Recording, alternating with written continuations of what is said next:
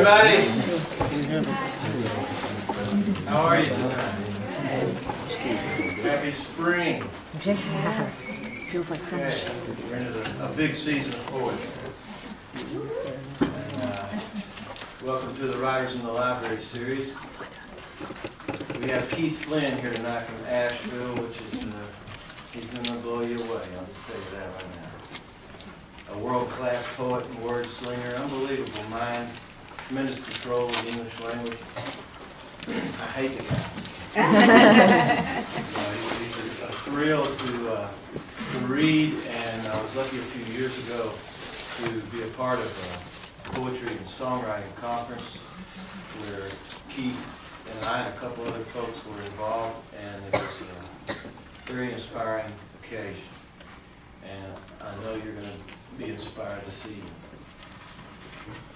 Before he comes up, a couple of quick announcements.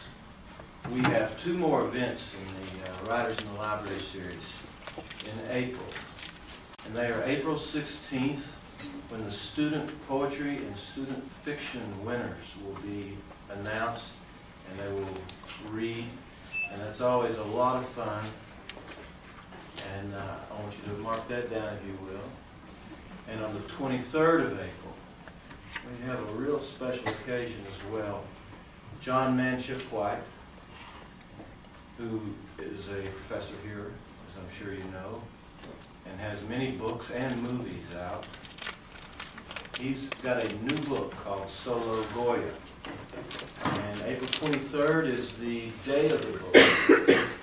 And in Spain, my understanding, Marilyn can perhaps clarify that a little in a moment. But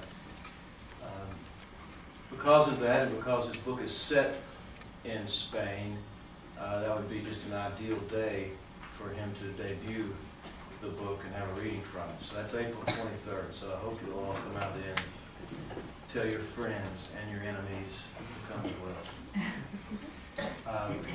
Marilyn Callett, Dr. Marilyn Callett, as you all know, who does so much here, is a longtime friend of Keith Flynn's, and she's going to give a more detailed introduction of him. Well, Thank you, Ernest. Hello. Yes, thank you very much for coming, all of you. It's wonderful to see you.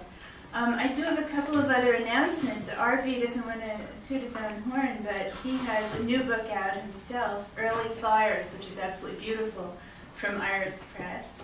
And he will be reading at the Laurel Theater. He'll have a show at the Laurel Theater at 8 p.m. on April the 6th.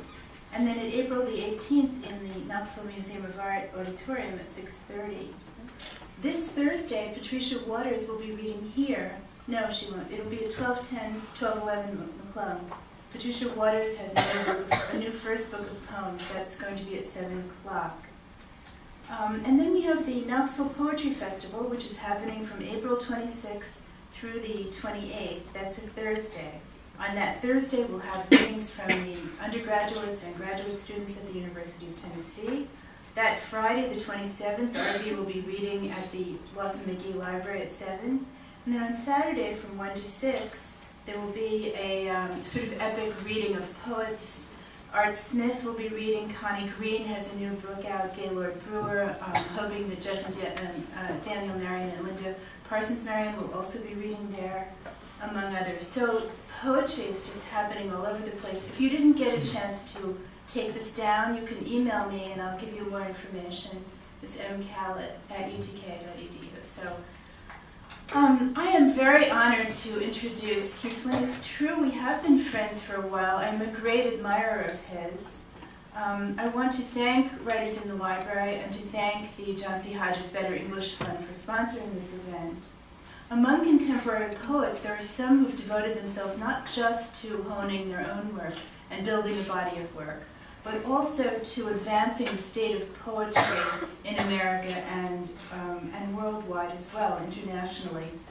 Robert Bly comes to mind as one of these great promoters of poetry in American life, with his music and his masks and his publication of his magazine in the 70s, News of the Universe, his translations of Rilke, Rumi, and Lorca.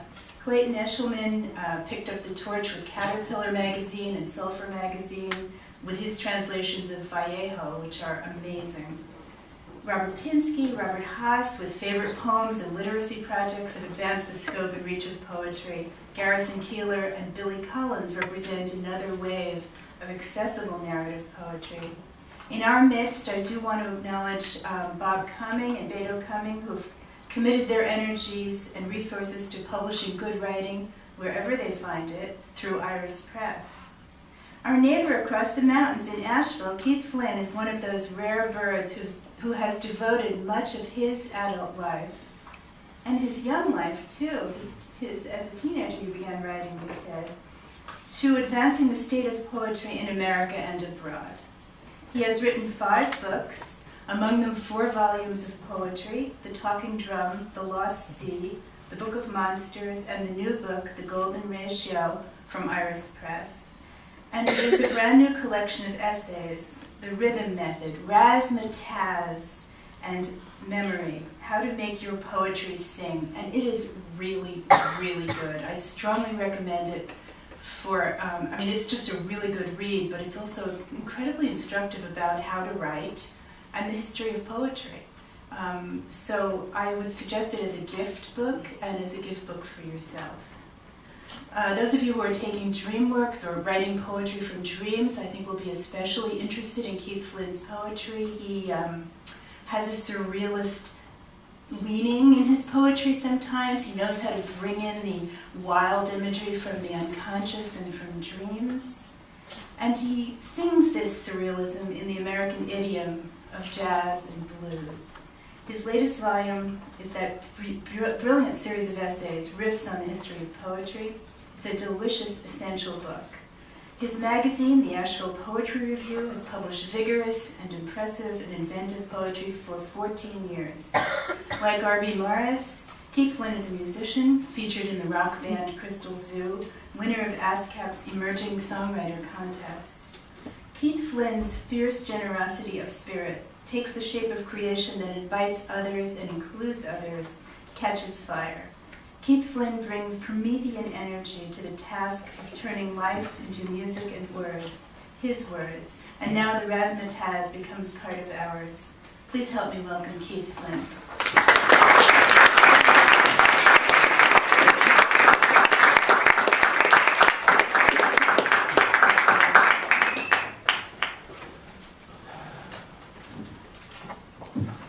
Since there's no way I could possibly follow that introduction, that's all for tonight. Thank you.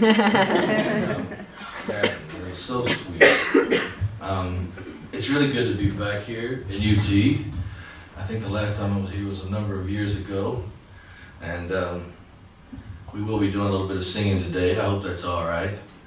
And I do want to just hit this mic just one time and make sure it's cool in the back and it doesn't reverberate. Yeah! Is that all right? Right on. I want to start out with a poem. You will notice the title is taken from a very popular series of novels that have been written on the book of Revelation and the rapture. And it seems very interesting to me that people are still fascinated with the rapture. So far, none of my friends have started disappearing behind their car wheels or off their front porches or anything like that. I imagine that would be the time for me to get right. But it's also astonishing to me and almost obscene the amount of books that these guys are selling as they make up what they think the rapture is going to look like. And certainly there is a great deal of predisposed conservative ideas inherent in their conception of the rapture as it unfolds. So nice to see you guys here tonight. Thank you for coming. This poem is called Left Behind. I think it's one of the few poems I've ever written very quickly. My process usually takes me a long time. And this poem was written